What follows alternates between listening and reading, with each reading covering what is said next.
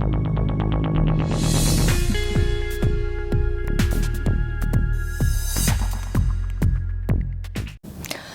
Evening, നമസ്കാരം പ്രിയ പ്രേക്ഷകർക്ക് out of ഫോക്കസിലേക്ക് സ്വാഗതം. ഇക്കൊല്ലത്തെ തൃശ്ശൂർ പൂരം ഇന്ന് സമാപിച്ചു. മലയാളികളെ സംബന്ധിച്ച് തൃശ്ശൂർ പൂരം വലിയൊരു വികാരമാണ്. അത് ദേശത്തിനപ്പുറത്ത് മതത്തിനപ്പുറത്ത് ഒക്കെ മലയാളി ഒത്തുകൂടുന്ന, മലയാളി ഒരുമിച്ച് ആഘോഷിക്കുന്ന ഒരു സാംസ്കാരിക ഉത്സവം കൂടിയാണ്. അപ്പോൾ ഇന്ന് തൃശ്ശൂർ പൂരത്തിന് വലിയൊരു പരാതി ഉയർന്നത്, ഇന്നവിടെ വെടിക്കെട്ട് പുലർച്ചെ 3 മണിക്ക് നടക്കേണ്ടതായിരുന്നു. പക്ഷേ വെടിക്കെട്ട് നടക്കാൻ മണിക്കൂറുകളോളം വൈകി.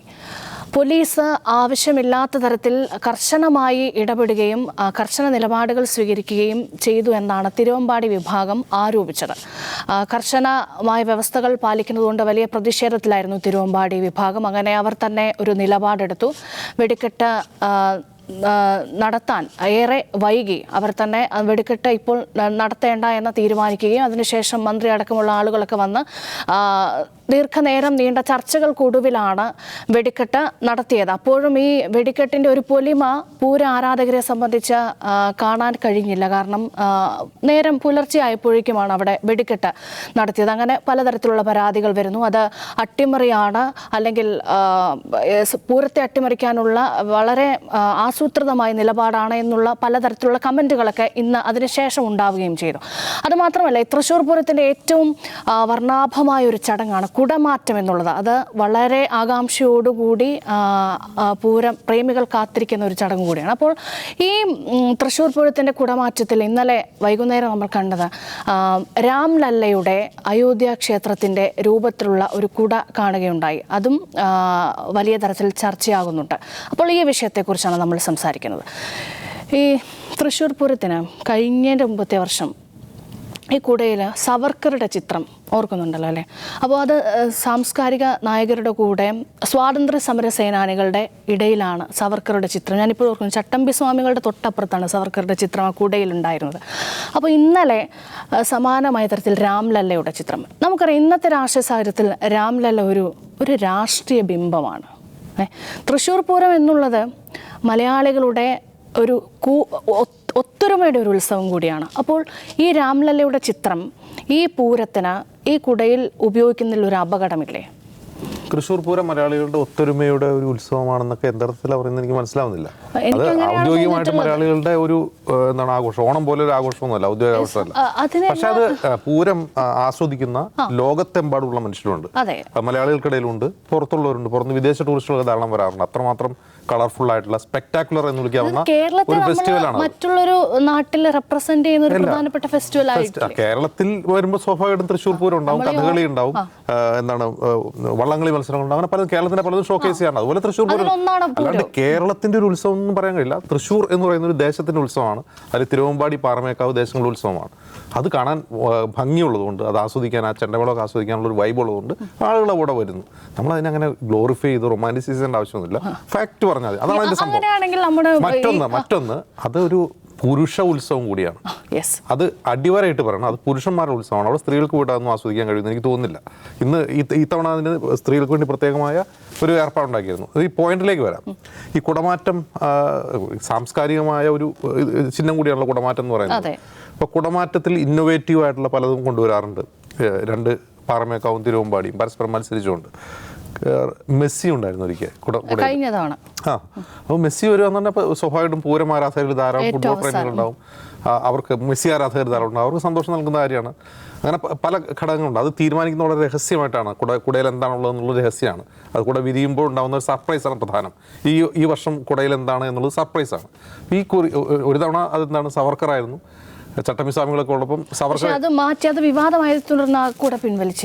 ഇപ്പൊ ഈ തവണത്തെ സർപ്രൈസ് എന്താണ്? ഇത്തവണത്തെ സർപ്രൈസ് രാംലല്ലയും അമ്പെയ്യുന്ന ശ്രീരാമനുമാണ്. ഈ അമ്പെയ്യുന്ന ശ്രീരാമൻ എന്ന് പറഞ്ഞാൽ മുകളിലേക്കാണ് അമ്പെയ്യുന്നത്. ഇങ്ങനെ പിടിച്ച് നിൽക്കുന്ന ഒരു കുടയാണ് ഞാൻ കണ്ടത്. ഇത് നമ്മൾ ശ്രദ്ധിക്കേണ്ട ഒരു കാര്യം, കഴിഞ്ഞ ദിവസം വൈറലായ മറ്റൊരു അമ്പെയ്ത്തുണ്ടായിരുന്നു.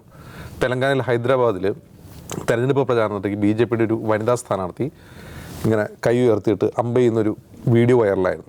അമ്പെയ്യുന്നത് എങ്ങോട്ടാണ്? തൊട്ടടുത്തൊരു മസ്ജിദ്, രാംനവമിയോടനുബന്ധിച്ചാണ്.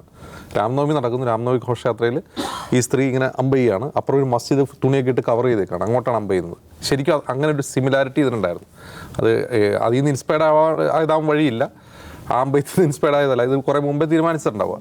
ഇപ്പം രാംലല്ല, ശ്രീരാമൻ തുടങ്ങിയ ബിംബങ്ങളെ ഈ തെരഞ്ഞെടുപ്പ് സമയത്ത് ഈ കുടമാറ്റത്തിൽ റെപ്രസെൻ്റ് ചെയ്യുക എന്ന് പറഞ്ഞാൽ അതിന് പിന്നെ കൃത്യമായ രാഷ്ട്രീയമുണ്ട്.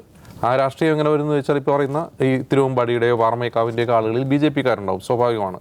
അവർ തീരുമാനിക്കുമ്പോൾ അവരെന്ത് ചെയ്യും, അവരുടെ രാഷ്ട്രീയ താല്പര്യങ്ങൾ അതിലൂടെ വരും. ഇപ്പോൾ അങ്ങനെ രാഷ്ട്രീയ താല്പര്യത്തിന് കൊണ്ടുവരേണ്ട സ്ഥലമാണോ തൃശ്ശൂർ പൂരം എന്ന് ചോദിച്ചാൽ അതല്ല. പക്ഷേ തൃശ്ശൂർ പൂരം നടത്തുന്നത് ആരാണ്, അതിൻ്റെ സംഘാടകരാരാണ്, അവരാരെയാണ് പ്രതിദാനം ചെയ്യുന്നത്, അത് ജനകീയമായൊരു ഉത്സവം തന്നെയാണ്, ഒരു തർക്കമില്ല. അതിലെല്ലാത്തരം ആളുകളും വന്ന് ആ പൂരം ആസ്വദിക്കുന്നുണ്ട്, അത് തർക്കമൊന്നുമില്ല. പക്ഷേ ഇതിൻ്റെ സംഘാടകരാരാണ്, ഇത് അവരാരെയാണ് പ്രതിനിധീകരിക്കുന്നത്, ആർക്ക് വേണ്ടിയാണ് അത് നടത്തുന്നത് തുടങ്ങിയ ക്വസ്റ്റ്യൻ ആൻസർ കിട്ടിക്കഴിഞ്ഞാൽ ഇതിങ്ങനെ വരുന്നതിൽ അത്ഭുതമൊന്നുമില്ല. അപ്പോൾ പക്ഷേ ഒരു ജനകീയ ഉത്സവത്തിൽ അതിൽ സർക്കാരിൻ്റെ കൂടി എയ്ഡ് കൂടിയുണ്ട്, സർക്കാരിൻ്റെ പലതരം സംവിധാനങ്ങൾ അതിനെ സഹായിക്കുന്നുണ്ട്. അങ്ങനെ ചെയ്യുമ്പോൾ ഇങ്ങനെയുള്ള ഒരു തെരഞ്ഞെടുപ്പ് നടക്കുന്ന സമയത്ത് ഒരു രാഷ്ട്രീയമായ കൊണോട്ടേഷൻ വരുന്ന രീതിയിൽ കുടമാറ്റം വരുന്നത് ഒട്ടും ഉചിതമല്ല. പക്ഷേ ഇതിൽ അത്ഭുതമൊന്നുമില്ല, ഇത് നമുക്ക് സർപ്രൈസ് ഒന്നും ആവുന്നില്ല. കാരണം സവർക്കർ വരുമെങ്കിൽ ഇപ്പോൾ രാംലല്ല വരും, നാളെ ചിലപ്പോൾ മോദിജിയുടെയോ യോഗിയുടെയോ അമിത്ഷായുടെയൊക്കെ കുടകളും വന്നേക്കാം, അടുത്ത പൂരത്തിന് ചിലപ്പോൾ അങ്ങനെ വന്നേക്കാം, അങ്ങനെ പലതും വരാനുണ്ട്. കാരണം വെച്ചാൽ അത് അവർ തീരുമാനിക്കുന്ന ആളുകളുടെ സ്വാതന്ത്ര്യമാണ്, അതിനെ വിമർശിക്കാം, നമുക്ക് വിമർശിക്കാമെന്നല്ലാതെ. എൻ്റെ ക്വസ്റ്റ്യൻ ഇതാണ്, ഈ മലയാളികളുടെ പൊതുവായൊരു ഉത്സവമല്ല തൃശ്ശൂർ പൂരം, അത് നടത്തുന്നവരുടെ ഉത്സവമാണ്, അത് ആസ്വദിക്കാൻ വേണ്ടി ആളുകൾ പോകുന്നുണ്ട് എന്നുള്ളതുകൊണ്ട് ഇതിലൊരു എന്താണ് പറയുക, എപ്പോഴും ഞാൻ ഞെട്ടുന്നില്ല, ഇല്ല. യെസ്, ദാവൂദ് സാർ, അതായത് ഇപ്പോൾ ഈ രാംലല്ലയുടെ ചിത്രം ഉയർത്തുന്നു, ഇപ്പോൾ നമ്മൾ ഇപ്പോൾ ഈ ഔട്ട് ഓഫ് ഫോക്കസിൽ നിന്ന് സംസാരിക്കുന്നു, അത് സംഘപരിവാറിനെ സംബന്ധിച്ച് മറ്റൊരു നെറേറ്റീവ് കൂടെ കൊടുക്കാൻ പറ്റുന്നൊരു സാധനമാണ്. നോക്കൂ, ഒരു തൃശ്ശൂർ പൂരത്തിന് രാംലല്ലയുടെ ചിത്രം, രാമൻ്റെ ഒരു ചിത്രം ഉയർത്താൻ പാടില്ലേ, കണ്ടോ, അവർ സംസാരിക്കുന്നത് കേട്ടോ, അങ്ങനെ ഒരു അപകടം കൂടി ഉണ്ട് അതിൽ. അല്ല, ഇതിനകത്ത് ഈ പറഞ്ഞ ഒരു അവർക്ക് എന്ത് വേണമെങ്കിലും ചെയ്യാം. ഐ മീൻ അവരുടെ ഒരർത്ഥത്തിലൊരു സ്വകാര്യ പരിപാടിയാണ്, സർക്കാർ സഹായം ഒക്കെ ഉള്ള ഒന്നായിരിക്കെ തന്നെ. പക്ഷെ തൃശ്ശൂർ പൂരം എന്ന് പറയുമ്പോൾ അതിനൊരു ബ്രാൻഡ് വാല്യൂ ഉണ്ട്. അതാണ് നേരത്തെ രേഷ്മ പറഞ്ഞ മലയാളിയുടെ ഒരു സാംസ്കാരിക ചിഹ്നമായിട്ട്, അടയാളമായിട്ട്, അങ്ങനെയൊക്കെ. അത് തൃശ്ശൂരിൻ്റെ മാത്രം ഉത്സവം, ഒരു ക്ഷേത്രോത്സവമാണ് ബേസിക്കലി. പക്ഷേ ക്ഷേത്രോത്സവം എന്നുള്ളൊരിത് വിട്ട് തൃശ്ശൂരിൻ്റെ ഉത്സവം, മലയാളിയുടെ ഉത്സവം, ഞാനത് ഉദ്ദേശിച്ചത്, നമ്മൾ കേരളം എന്നൊരു ബ്രാൻഡ് പല സ്ഥലങ്ങളിൽ അടയാളപ്പെടുത്തുന്നതിൽ ഓണം, വള്ളംകളി, ഒരു ഇമേജായിട്ട് തൃശ്ശൂർ പൂരമുണ്ട്. അപ്പോൾ ആ ഒരു ലെവലിലേക്ക് വളർന്നു കഴിഞ്ഞിട്ടുള്ള ഒരു വലിയൊരു ബ്രാൻഡാണത്. അപ്പം അങ്ങനെയുള്ള ഒരു ഉത്സവത്തെ അല്ലെങ്കിൽ ഒരു വലിയൊരു ഇവൻറ്റിനെ ഇങ്ങനെ ഇത്തരത്തിലുള്ള രാഷ്ട്രീയ ബിംബങ്ങളെ ഉപയോഗിക്കുന്നത് കൊണ്ട് ആർക്കാണ് നഷ്ടം എന്ന് അതിൻ്റെ സംഘാടകരാണ് ആലോചിക്കേണ്ടത്. ഇതിലൂടെ സംഭവിക്കുന്ന എന്താണ്, ഇപ്പോൾ രാംലല്ല അവിടെ കാണിച്ചത് കൊണ്ട് BJP-ക്കാർക്ക് ആത്മരതി കൊള്ളാൻ പറ്റും, അടിപൊളി നമ്മുടെ ആള്. പക്ഷേ അതിൻ്റെ നഷ്ടം വരുന്നത് ഇതിൻ്റെ സംഘാടകർക്കാണ്. കാരണം ഈ തൃശ്ശൂർ പൂരം എന്ന് പറയുന്ന ആ ബ്രാൻഡിനെ അതിനെയാണ് വില കുറക്കുന്നത്. അതാണ് അതിൽ ഏറ്റവും പ്രധാനപ്പെട്ട കാര്യം. അല്ലാതെ നമുക്കിത് രാമൻ്റെ ഇത് കാണിക്കാൻ അവകാശമില്ല എന്ന ചോദ്യം ചോദിക്കുന്നത് BJP-ക്കാരാണ്. രേഷ്മ പറഞ്ഞതുപോലെ ഇത് രാമൻ്റെ വിഗ്രഹം കാണിക്കുന്നു എന്നുള്ളതല്ല, ഈ പറയുന്ന വില്ല് കൊലച്ച് നിൽക്കുന്ന രാമൻ അല്ലെങ്കിൽ രാംലല്ല എന്ന് പറയുന്ന ഇപ്പോഴത്തെ ഒരു കോണ്ടെക്സ്റ്റിൽ അതിൻ്റെ കൊനോട്ടേഷണൽ വാല്യൂ, അതിൻ്റെ പൊളിറ്റിക്കൽ വാല്യൂ എന്താണ് എന്ന് എല്ലാവർക്കും അറിയാവുന്നതാണ്. അപ്പോൾ അത് ഈ സമയത്ത് അത് സവിശേഷമായി തിരഞ്ഞെടുക്കുന്നതിൽ ആ രാഷ്ട്രീയം വർക്ക് ചെയ്തിട്ടുണ്ട്. രണ്ടാമത്തത്, ഈ രേഷ്മ നേരത്തെ പറഞ്ഞ ഈ പോലീസിൻ്റെ നടപടി എന്ന് പറയുമ്പോൾ വെടിക്കെട്ട് നടക്കേണ്ടത് എപ്പോഴാണ്? വെടിക്കെട്ട് പകൽ വെളിച്ചത്ത് നടന്നിട്ട് അതിന് ഒരു കാര്യമില്ല. വെടിക്കെട്ടിൻ്റെ സൗന്ദര്യവും അതിൻ്റെ എങ്ങനെയാണ് അത് ആസ്വദിക്കാൻ പറ്റുക, അത് ഇരുട്ടിൽ രാത്രിയിൽ നടക്കുമ്പോഴാണ്. പക്ഷെ ആ സമയത്ത് അത് നടത്താൻ പറ്റിയില്ല. അതിൻ്റെ കാരണമായിട്ട് പറയുന്നത് പോലീസ് അനാവശ്യമായിട്ടുള്ള നിയന്ത്രണങ്ങൾ കൊണ്ടുവന്നു എന്നുള്ളതാണ്. പോലീസിനെ സംബന്ധിച്ചിടത്തോളം നമുക്ക് കോടതി ഇടപെട്ടുകൊണ്ടിരിക്കുന്ന ഒരു കേസ് കൂടെയാണ് ഈ പൂരം. പുറ്റിങ്ങൽ വെടിക്കെട്ട് അപകടത്തിന് ശേഷം കർശനമായ നിയന്ത്രണങ്ങൾ, നിരവധിയായ നിയന്ത്രണങ്ങൾ വെടിക്കെട്ടുമായി ബന്ധപ്പെട്ട്, അതേപോലെ ആനകളുടെ എഴുന്നള്ളിപ്പുമായി ബന്ധപ്പെട്ടൊക്കെ ധാരാളമുണ്ട്. അപ്പോൾ അതിൻ്റെ വിവാദങ്ങൾ കഴിഞ്ഞ കുറച്ച് വർഷങ്ങളായി പൂരം നടക്കുന്നതിന് മുമ്പായിട്ട് വരുന്നുണ്ട്. അപ്പോൾ എന്തിനാണ് പോലീസ് ഇത്രയും കർക്കശമായ നിയന്ത്രണങ്ങൾ വെച്ചത്, വഴികൾ അടച്ചതെന്ന് അന്വേഷിക്കുമ്പോൾ എനിക്ക് മനസ്സിലാക്കാൻ സാധിച്ചൊരു കാര്യം, അവിടുത്തെ ഉത്തരവാദിത്തപ്പെട്ട പോലീസ് ഓഫീസറുടെ ഈഗോ അതിനകത്ത് വർക്ക് ചെയ്തിട്ടുണ്ട്. പക്ഷെ എൻ്റെ മുന്നിട്ട് ഇത് സംഭവിക്കുന്നതെന്ന് വെച്ചാൽ, ഇതും രേഷ്മ പറഞ്ഞവർ നോക്കൂ, നമ്മുടെ പൂരം അത് മര്യാദയ്ക്ക് നടത്താൻ ഇവിടെ ഈ കമ്മി ജിഹാദി സർക്കാർ സമ്മതിക്കുന്നില്ല. എന്നുള്ള നിലയിലേക്കാണ് അതിൻ്റെ ഒരു നറേറ്റീവ് വരുന്നത്. ആ വാർത്തയുടെ അടിയിൽ വന്ന കമന്റുകൾ കാണണം. ആ നിലക്കുള്ളതായിരിക്കും. ഏറ്റവും രസമാണ് തെരഞ്ഞെടുപ്പ് കാലത്ത് പോലീസിനെ നിയന്ത്രിക്കുന്ന തെരഞ്ഞെടുപ്പ് കമ്മീഷനാണ്. അതാരും നോക്കുന്നില്ല. അപ്പോൾ ഇത് കമ്മിറ്റി അതിൻ്റെ കൂടെ വേറൊരു ആഡഡ് ഫ്ലേവർ കൂടെ കൊണ്ടുവരും. ഹജ്ജിന് വേണ്ടിയുള്ള എല്ലാ സൗകര്യങ്ങളും ചെയ്തു കൊടുക്കുന്നു. ഹജ്ജിന് വിമാനത്താവളം, അങ്ങനെ അതിൻ്റെ ഇടയ്ക്ക് നമ്മുടെ പൂരം മര്യാദയ്ക്ക് നടത്താൻ സമ്മതിക്കുന്നില്ല എന്നൊക്കെയുള്ള വ്യാഖ്യാനങ്ങൾ കൊണ്ടുവരും. അങ്ങനെ മൊത്തത്തിൽ BJPക്ക് ലാഭം ഉണ്ടാക്കാൻ പോകുന്ന ഒരു ഏർപ്പാടായിട്ടാണ് പോലീസിൻ്റെ നിയന്ത്രണം, ഈ ആവശ്യത്തിലധികം എന്ന് നമുക്ക് പ്രഥമ ദൃഷ്ട്യാ തോന്നുന്ന നിയന്ത്രണം വന്നിട്ടുള്ളത്. ഇതിൽ സാങ്കേതികമായി നോക്കുമ്പോൾ ചിലപ്പോൾ പോലീസിൻ്റെ ഭാഗത്ത് ശരികളുണ്ടാവും. പക്ഷെ ഒരു ജനോത്സവം, ഒരു പോപ്പുലർ കൾച്ചറിൽ പലപ്പോഴും സാങ്കേതികമായിട്ടുള്ള ചിട്ടവട്ടങ്ങൾക്ക് അപ്പുറത്ത് കാര്യങ്ങളുണ്ട്. അത് നമുക്ക് ശരിക്കും മനസ്സിലാവണം. ജല്ലിക്കെട്ടുമായി ബന്ധപ്പെട്ട വിവാദങ്ങൾ നോക്കിയാൽ മതി. ജല്ലിക്കെട്ടിനെതിരെ സുപ്രീം കോടതി നിലപാടെടുത്തപ്പോൾ സുപ്രീം കോടതിയാണ് അത് മനസ്സിലാക്കണം. ഇവരാണ് മൃഗസ്നേഹികളാണ് സുപ്രീം കോടതിയിൽ പോയത്. സുപ്രീം കോടതി നിയമത്തിൻ്റെ ഇത് വെച്ചിട്ട് ജല്ലിക്കെട്ടിന് നിയന്ത്രണം കൊണ്ടുവരുന്നു. തമിഴ്നാട്ടിൽ എന്താ സംഭവിച്ച ഓർമ്മയില്ലേ? തമിഴ്നാട്ടിൻ്റെ ചരിത്രത്തിൽ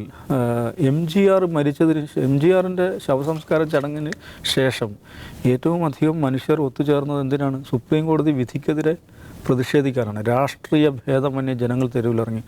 അവസാനം പുതിയ നിയമം കൊണ്ടുവരേണ്ടി, ആ സുപ്രീം കോടതി വിധി മറികടക്കാൻ പുതിയ നിയമം കൊണ്ടുവരേണ്ടി വന്നു.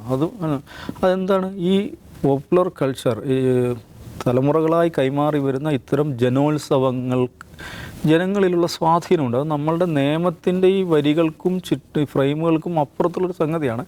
അത്തരം കാര്യങ്ങൾ കൈകാര്യം ചെയ്യുന്നിടത്ത് കുറച്ചധികം ശ്രദ്ധ പോലീസിൻ്റെ ഭാഗത്തു നിന്നും സർക്കാരിൻ്റെ ഭാഗത്തു നിന്നും ഉണ്ടാകണം. അല്ലെങ്കിൽ എന്താ പ്രശ്നം എന്ന് വെച്ചാൽ അത് കൈവിട്ടു പോകും.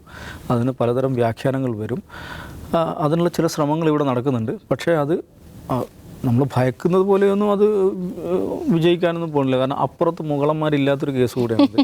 അതുകൊണ്ട് അത് മാത്രമല്ല ഇതിൽ പോലീസിന്റെ ഒരു വിശദീകരണം, ഈ പുറ്റിങ്ങൽ വെടിക്കെട്ട് അപകടത്തിന് ശേഷം കർശനമായി തന്നെ ഇത്തരം നിയമങ്ങൾ പാലിച്ചുകൊണ്ടാണ് പോകുന്നതെന്നാണ്. ഇപ്പൊ മറിച്ചാണ് സംഭവിക്കുന്നതെങ്കിൽ ഈ പോലീസിനെ തന്നെ കുറ്റപ്പെടുത്തുകയും ചെയ്യും. ഇവിടെ സർക്കാർ സംവിധാനം പ്രവർത്തിക്കുന്നില്ല, പോലീസ് എന്ത് ചെയ്യായിരുന്നു നമ്മൾ തന്നെ ചോദിക്കും. അങ്ങനെ ഒരു അപചം കൂടി അതിനുണ്ട്. അത് തന്നെയാണ്. അപ്പോൾ തൃശ്ശൂർ പൂരം കേരളത്തെ ലോകത്തിന് മുന്നിൽ അടയാളപ്പെടുത്തുന്നതിൽ പ്രധാനപ്പെട്ട ഒരു ബ്രാൻഡാണ്. ആ തരത്തിൽ ഒരു ബ്രാൻഡ് വാല്യൂ തൃശ്ശൂർ പൂരത്തിനുണ്ട്. ഒരുപാട് ആളുകൾ ദേശവും മതവുമൊക്കെ മറന്ന് ആഘോഷിക്കുന്ന ഒരു പരിപാടി കൂടിയാണ്. അപ്പോൾ അതിനെ രാഷ്ട്രീയവൽക്കരിക്കാൻ അല്ലെങ്കിൽ രാഷ്ട്രീയ താല്പര്യങ്ങൾക്ക് വേണ്ടി, സ്വാർത്ഥ താല്പര്യങ്ങൾക്ക് വേണ്ടി ഉപയോഗിക്കുന്നത് അംഗീകരിക്കാൻ കഴിയില്ല. വരും വർഷങ്ങളിൽ വിവാദങ്ങളെല്ലാം മറികടന്നുകൊണ്ട് തൃശ്ശൂർ പൂരം ഭംഗിയായി തന്നെ നടത്താൻ കഴിയട്ടെ.